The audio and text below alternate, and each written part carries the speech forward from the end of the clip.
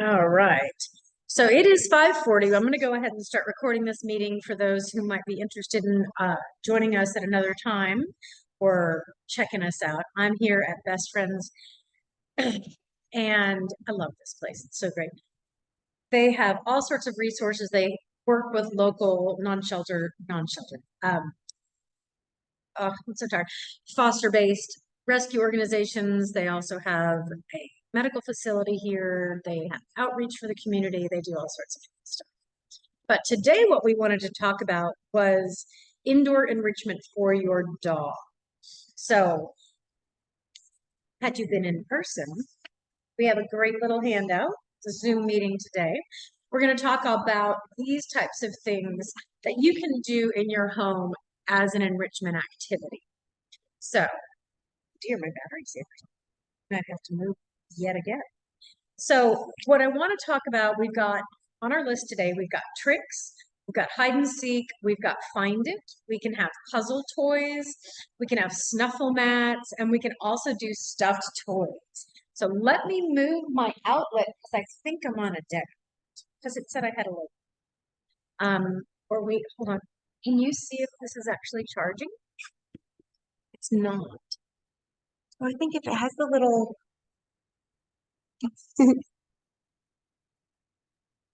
oh, we'll move the outlet. I'll do it. So I am recording this just so that we can use it for anybody who isn't able to make it. And what we have today as one of our first things, and you can find this information on the AKC website, a fun thing to do with your dog is tricks. And you can go to the AKC website and download this checklist of novice tricks. These are so fun and so easy. I'm just going to read these off. If your dog already has their Canine Good Citizen, that can count for 5 of the 10 tricks. You can do walk on a low board. So you could set up a little, I can't remember what it's called in gymnastics, where you've got like a little catwalk for them. You can bark on cue if your dog has that. Crawl. You can teach your dog to crawl by doing at least 5 feet crawling on their belly. Fetch it and give it back. That's important. Then you can have them go retrieve an item like their leash or their brush, get in a box, sit in a box, do tricks in a box. You can get on and off of platforms. These are all things that are considered tricks. They're also really nice because they're skills that can be used on a regular basis. For example, getting on and off of a platform would be lovely to teach your dog to get on and off the scale at your vet clinic. Up, sit, wait, free. So that's where these tricks come in handy. Jump through a low hoop, hold an item, shake or high five, spin in a circle. So this is a really fun, easy, hey Julie, this is a really fun, easy start for doing some enrichment activities at home. And if your dog gets really good, you can take a video and submit it to the AKC, or there's another organization called Do More with Your Dog, and they'll send you a certificate. We at the School for Dogs, we actually have a tricks class coming up in, I believe, February or March. And we'll go through all of these. And if you get good at your novice tricks, then you can move on to the intermediate and advanced stuff. But what I love about doing tricks is there's no stress, and you and your dog can just have a lot of fun, especially, for example, ice storms, mud, disgusting weather, because we're going to have a whole week of miserable rain. Nobody's going to want to be going outside, but your dogs are going to be really quite desperate for something to do. So this is a fun way for you to spend time with them. And again, Julie, what we were talking about is I've got this whole list of things that are going to be on our indoor enrichment, and tricks is just one of them. If you missed this, you can get this information from the AKC website. You would just look up the AKC Trick Dog title, or you can find Do More with Your Dog for recommendations. And I believe the Do More with Your Dog, the AKC, and then there's a couple of other trainers that have tricks tutorials on their YouTube channel. Sure, you can find all sorts of stuff. I brought with me today some puzzle toys and some pacifiers. I just wanted to show you guys this. Let me grab these real quick. So we have this Outward Hound slow feeder, and I brought this because my regular puzzle toys I couldn't find. But a slow feeder is great. You just put their food in here, and it takes a little bit of time. It also can work through some foraging needs. We also have stuffed Kongs and West Paws. So these particular brands are my favorites. The West Paw Company, so let me start with Kong because that's what everybody kind of started with. This is a classic Kong. It has an opening on the top and the bottom. And what we do with these is we stuff them. And you can go Google stuffed Kong recipes and you'll find all sorts of stuff to put in here. The goal is to make it easy enough for them to get the food out that they don't become frustrated. So if you're going to start doing puzzle toys like this, you're going to want to start with dry kibble until they realize they can push it around and roll it out. And then we can make it more difficult. Always putting a drier kibble at the bottom, and then you can layer it with maybe a dollop of wet food, some shredded carrots or carrot slices, some blueberries, some more kibble, peanut butter. Once your dog is good at getting all of these layers out, you can actually freeze this. So this enrichment activity is a foraging style activities, and they're used in zoos and large animal enclosures that take their animals' enrichment needs very seriously. So they'll take these types of toys and fill them with their food, make it difficult so they actually have to work at getting the food out. And by challenging your dog's mental state to problem solve, you can actually cause a lovely, relaxed mind once they've solved this puzzle. Another brand that I really have grown to love is West Paw. What I like about this particular one, it's called a Topple. This is stuffable. There's a bigger one that you can purchase and then stuff both sides and put them together so the dog has to pull them apart, kind of like cracking an egg. If you notice on this one, it has a hole down here in the bottom, but you can stuff your treats and foods on the inside. Always, if you're going to use a stuffable toy, it always has to have two openings. One that the dog can sort of access, but two, so that it doesn't get suctioned onto their tongue. So the Kong brand, it's a small hole on this side and a stuffable hole on that side. The dogs will go through here, but if this gets clogged, it can suction onto their tongue, which is why I always recommend putting a dry treat down at the bottom to prevent that from happening. Another favorite West Paw puzzle concept is this one. You can put kibble in here so they can roll it around. You can take a bully stick and wedge it in here so it kind of becomes a holder. Their paws go on it and chew here. This is another one. This only has one opening, but it's a big, wide opening, and you can stuff that. And again, the reason these become enrichment is we're tapping into our dog's needs, those genetic and natural needs to forage, to explore, to hunt, to sniff, which we're going to get into next. And you got to tap into your dog's individual genetic needs, like what breed they are as well. Some dogs, I would say like a dachshund would adore a dig pit. But if you've got a herding dog, you can get herding balls and toys to keep them entertained as well. Obviously, if you're joining this for indoor enrichment, I wouldn't necessarily encourage a lot of indoor herding activity, just because I don't know about you. Oh, yes. One moment, please. If you're doing these types of things in an enclosed environment like your living room, if you're doing herding activities with a herding ball, they may end up breaking your lamp. So, Julie, I saw we just added you through a different access. Do you have any questions? Have you missed anything? I came a little bit late. but I was One especially. moment, please. Hold on. Let me turn my volume up. Sorry about that. Say it again. I got in a little late, but I wanted to especially hear the next section about the sniffing. And Yes. yes, I was very interested in that. So So sniffing, there's a term that I picked up from another trainer friend of mine called a sniffari. And what I have found over the years for all dogs, but if you also have a scent hound, letting them have a sniffari is a game changer. It takes all the pressure off of the need to walk politely with you, and you can actually use the sniffing as a reward for polite walking training.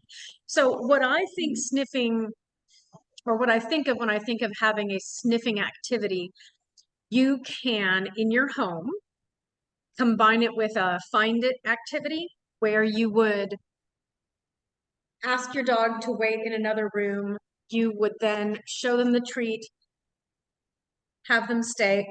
You can go into another room and toss the treats around, like around your furniture, and then they would have to go sniff and find those treats. So it's a foraging exercise.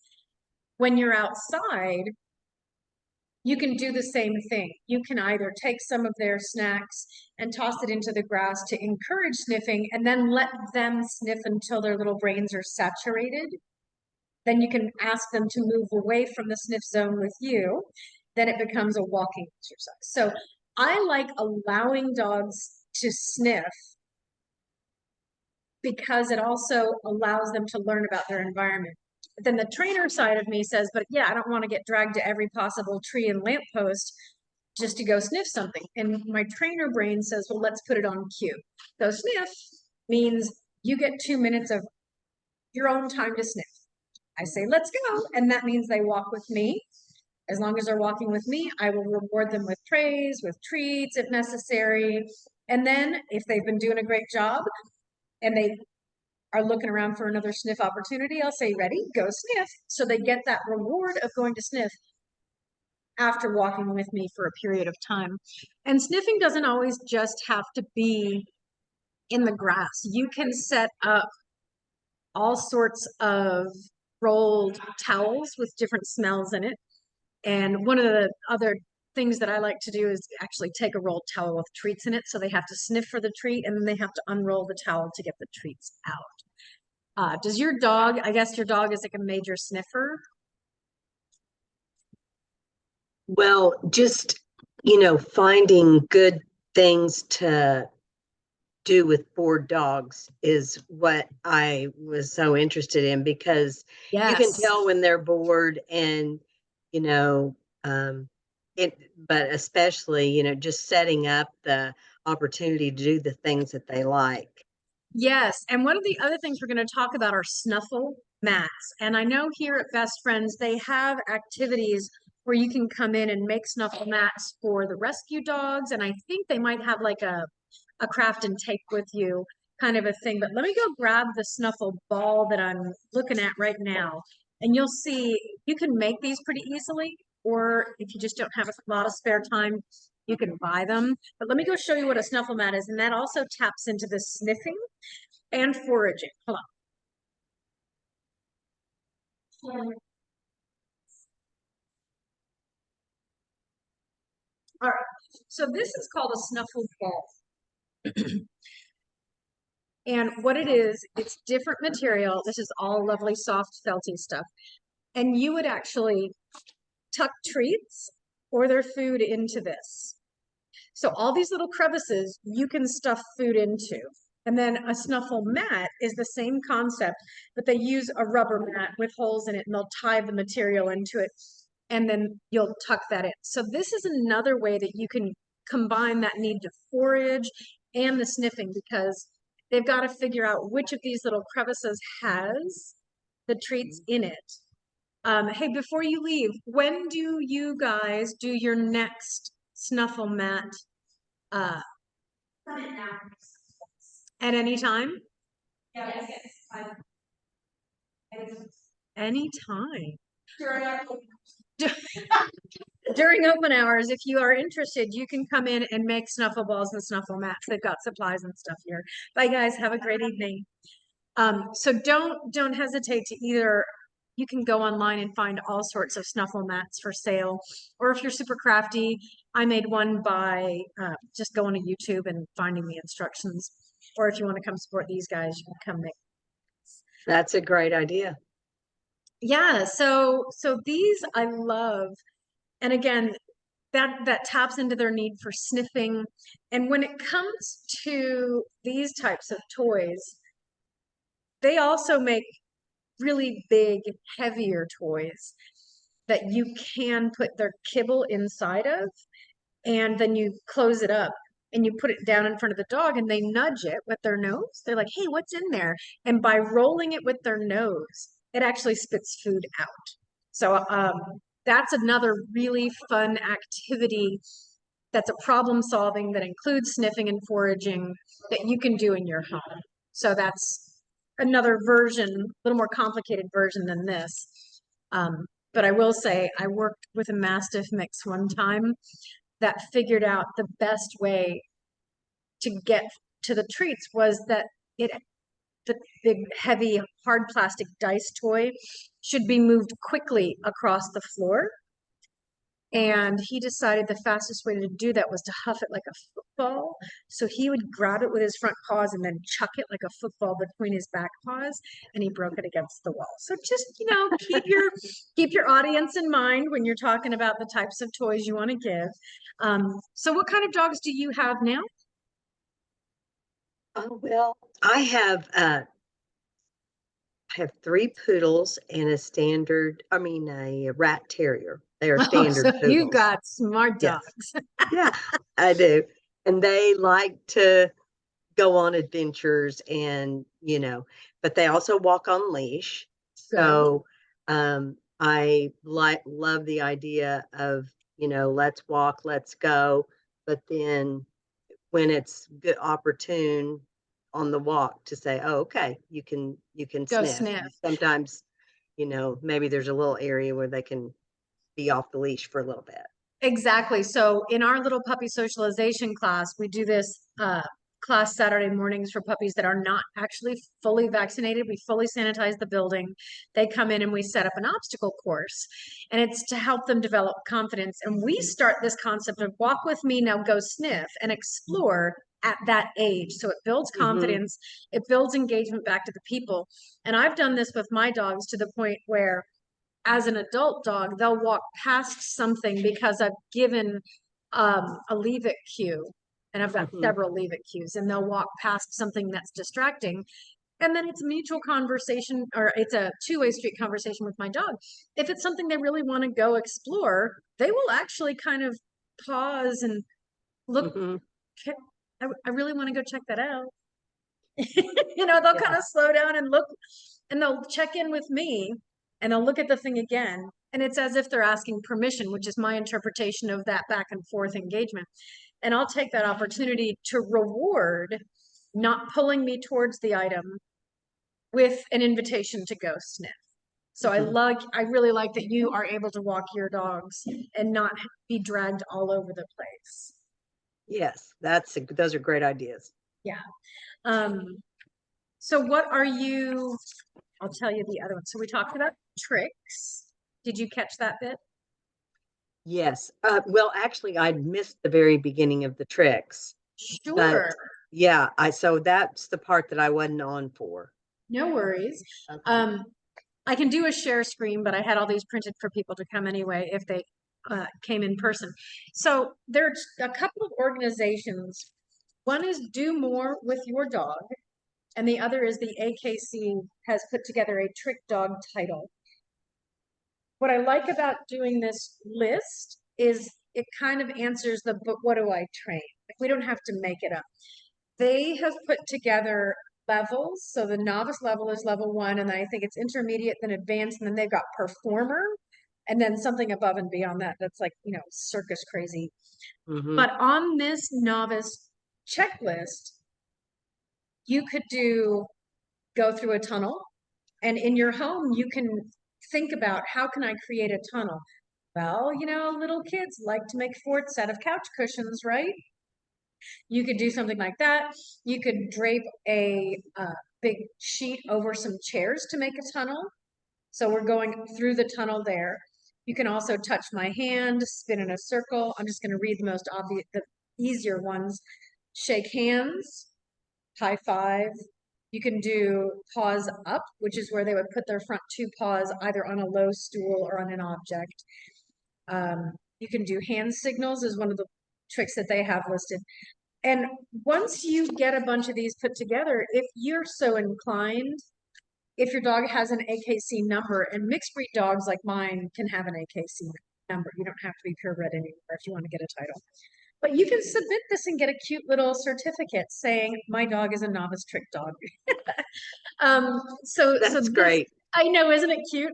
So we at the dog school in Fayetteville, I think in February, are going to be doing a tricks class. So our school will hand out the tricks certificates, and we're going to be helping students go through novice. If they're already at novice, we can work on intermediate skills. We're going to pick a bunch so that each dog could technically submit 10 behaviors to earn a certificate.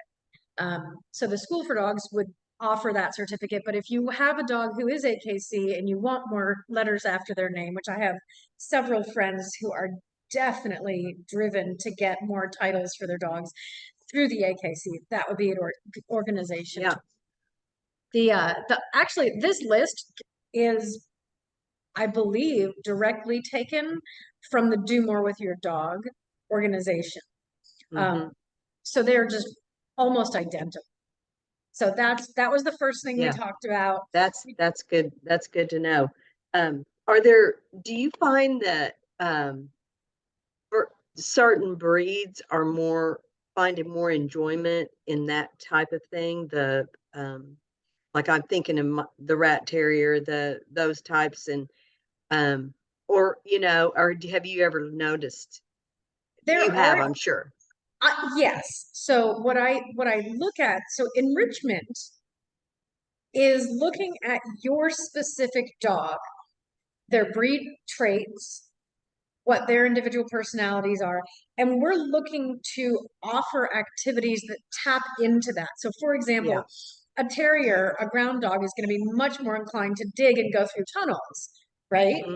But if I have a big, like a greyhound, they're not going to be as driven to do all these little tricks. They're going to be like, just give me something to run after really quickly. So we do find that, but there are ways to open doors for your dogs to different types of activities that they can learn to find enjoyment. So we do want to work with what they find most enjoyable on the front end, but sometimes they just want to do their own thing, and then we go, well, what is that? Great, let me work with you with that and develop individual activities in the things that you find enjoyable.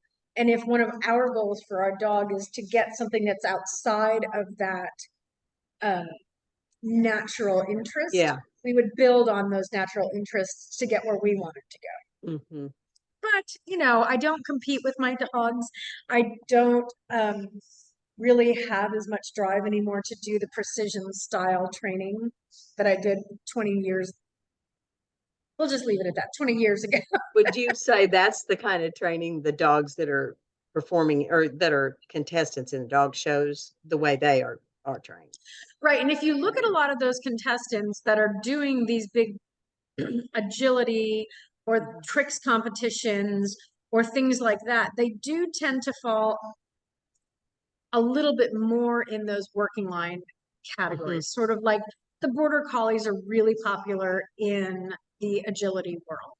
We would get more poodles in like tricks. So it can go either way, but I've also seen bulldogs competing. So, it's always funny to watch a Great Dane do an agility hookup. It's like what you just can't even make a tunnel big enough for these guys.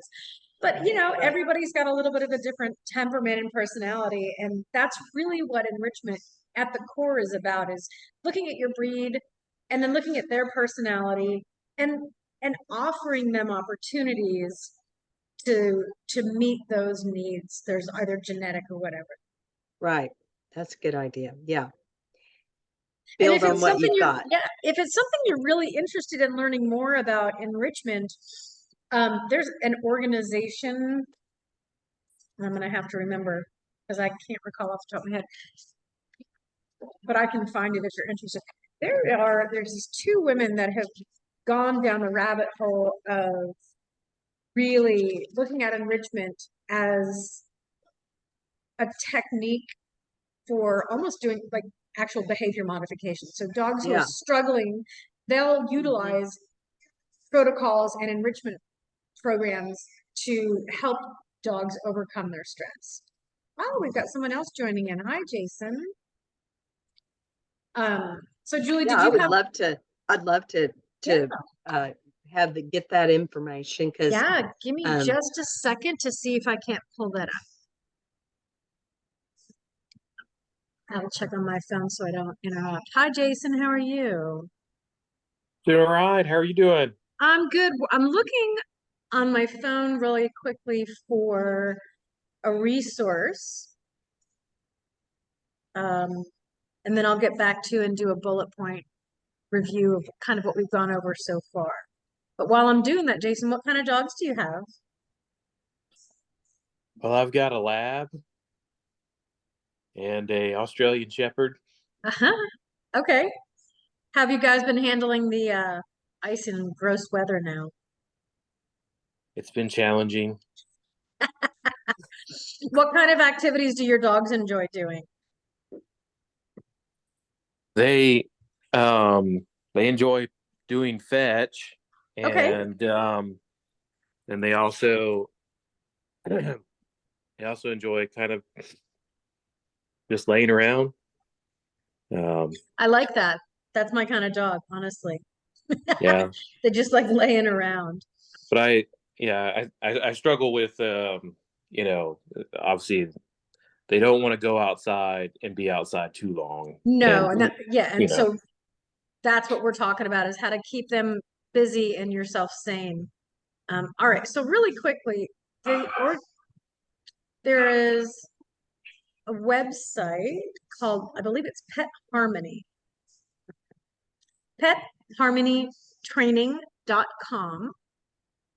And this this is two trainers that have gone down the rabbit hole of enrichment as behavior modification or using enrichment as part of their behavior modification protocols. mhm. So if you're ever interested in going further, they have Yeah. actually published a book and it's a great book. They've got great ideas in there. It talks about how you can use those enrichment activities to make a change for your dog's overall physical and mental health. Okay, good. But Pet Harmony is that's the one that Okay, I will definitely look that up. yeah. So Jason, what I was going to show you real quick, this was our handout for today. High tech, that's me. High tech all the way. So what we hey, that works perfect. thanks.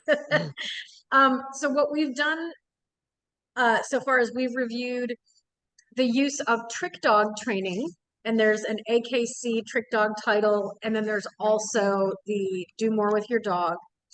And we do a tricks class in Fayetteville. But tricks are really amazing because there's no pressure for the dog to get it perfect. The human always laughs if their dog gets it right. It's really, really lighthearted. And it's a lot of fun. And you can create an obstacle course in your home for some of these, like creating a tunnel to go through. You can create an obstacle course for your dog over, under, around, and through. You know, we call it sort of puppy parkour. And I wouldn't necessarily encourage too much parkour inside if you've got dogs that are already pretty high energy. But if you are interested in that concept, so the tricks would be one thing to challenge their brain and body. Doggy parkour, we do an urban agility course when the weather is good, and we take these tricks skills out in public, and we teach dogs to go on and off, around, under, all the different things. So we basically look at the whole world as an opportunity to have fun with our dogs. And there's ways that you can use your home furniture and activities in the home to start training your dogs to understand what those behaviors would be. But again, depending on your dog, I wouldn't necessarily encourage trying to ricochet off the couch at this stage if you're just learning how. And Well, I want to say, I'll say one thing about that. One of my poodles, and they're standard poodles, oh, but so they're not small, but really, really enjoys playing ball in the house, in a room where it's, appropriate. She will catch it, she will chase it, she will come nice. back to wherever I am and jump up on it and put it on me, but she will not play ball outside. Oh, how So, funny. yeah, so if you have a bored dog and you can find a little place, it's surprising because I've never had dogs that really love the ball outside, but I've taken care of dogs that do, but I find this is a great activity for inside if you can find a place for it.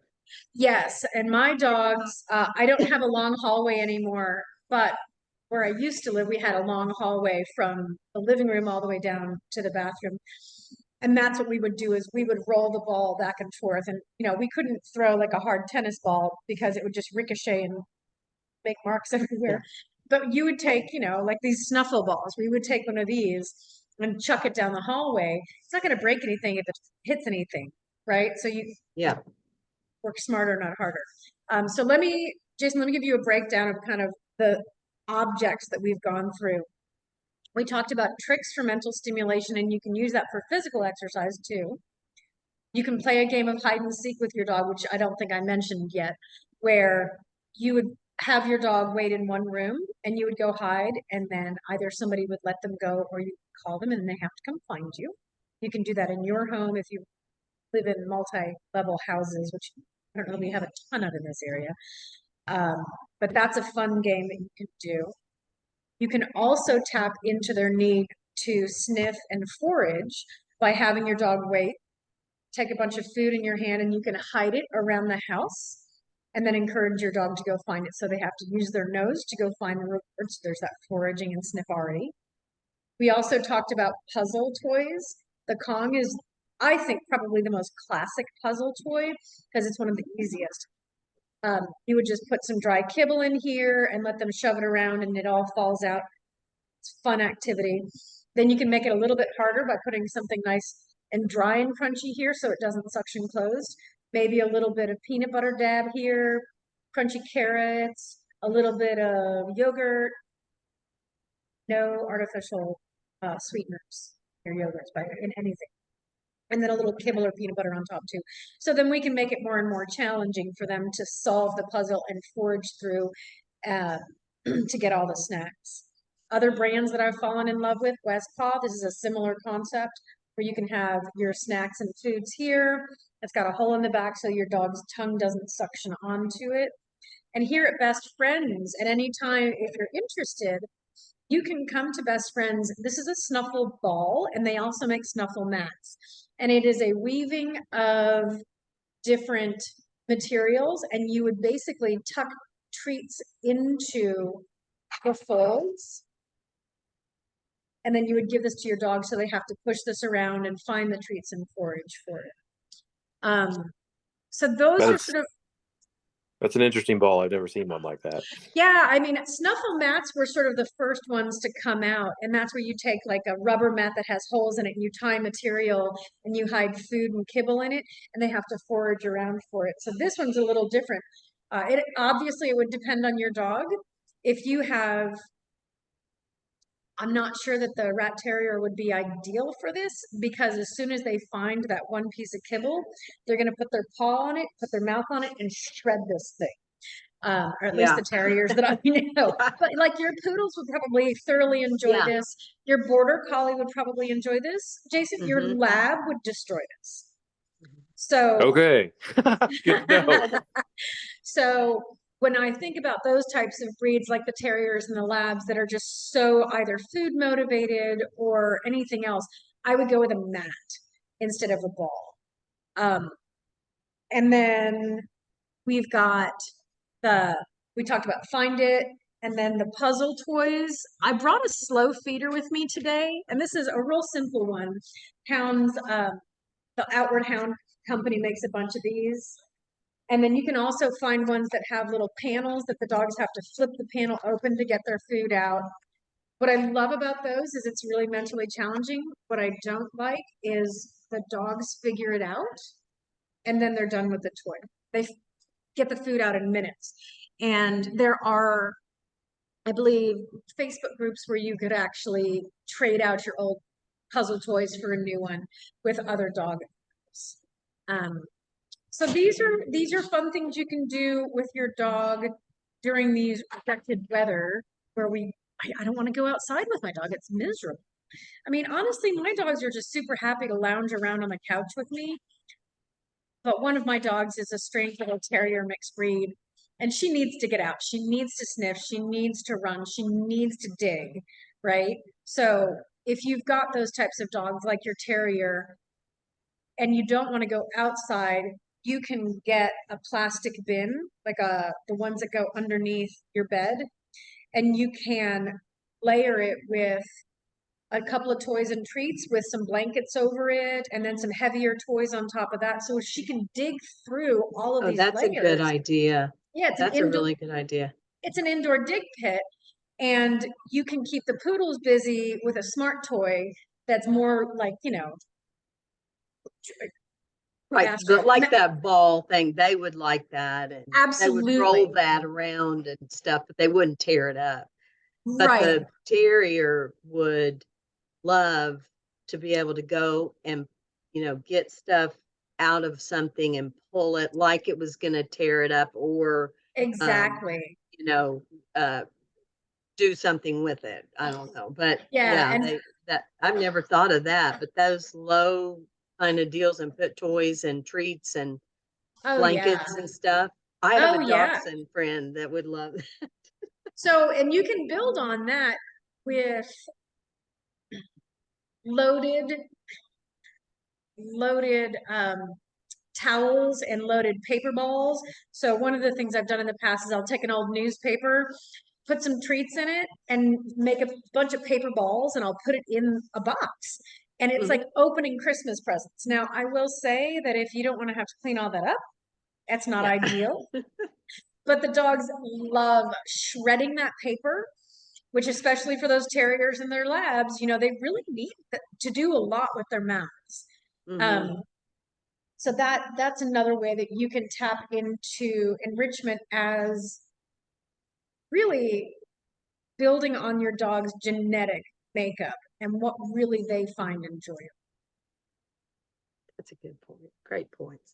Yeah, I'm all just full of ideas.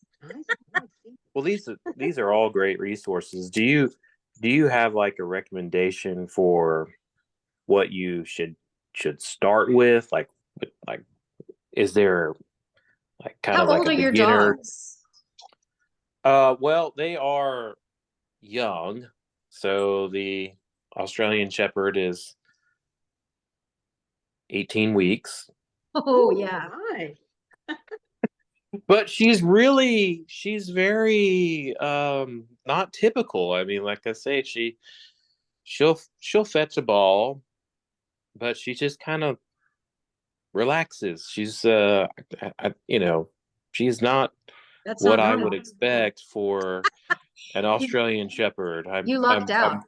I'm wondering if there's something a little, she seems to be super smart, but she's just not super active. Well, so the dogs have different personalities, don't you think, Shanthi? it is very much so. You want to look at your dog's personality. So we know that Border Collie, and she might just be in a developmental stage where she hasn't quite gotten to being so visually triggered for movement. But she does have an eye issue, so that could be it. That might be it. So I would ask her, what would you like to do? Do you want to sniff and do a sniffari?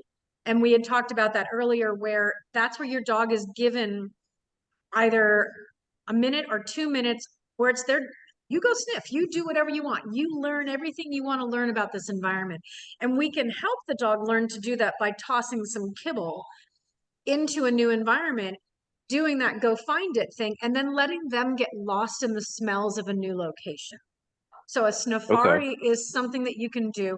As far as where to start. The biggest thing that I would say is start with easy and build up from there. Because just like us, dogs will get frustrated if the challenge is too much. So I enjoy doing puzzles, but I don't really do the difficult ones. I made the mistake of picking up a puzzle from like a dollar store. Oh, 500 pieces, no big deal. Those pieces were so small, I just gave up. It wasn't fun anymore. So I would start with, if we're wanting to get into the foraging idea, I would start with things that come out easy, like dryer kibble. Then I would build up to layers. If you're wanting to build up the challenge of a hide and seek, I would make it easy by having your dogs wait in a sit, say stay, and you just put a couple of treats 4 feet away from them. They can see you put it down. And then all of a sudden you say, find it. And the first thing they're going to do is go get those easy to see treats, right?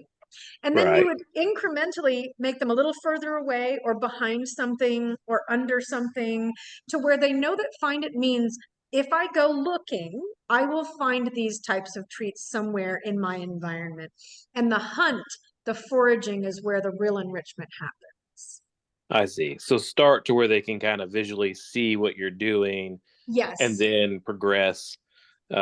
Unlike children, when you play hide and seek with them, you just go hide, and then they We're not come. gonna like go hide in the backseat of the car. I just wanted to give you guys a heads up. We got about a minute and a half left on our Zoom meeting today.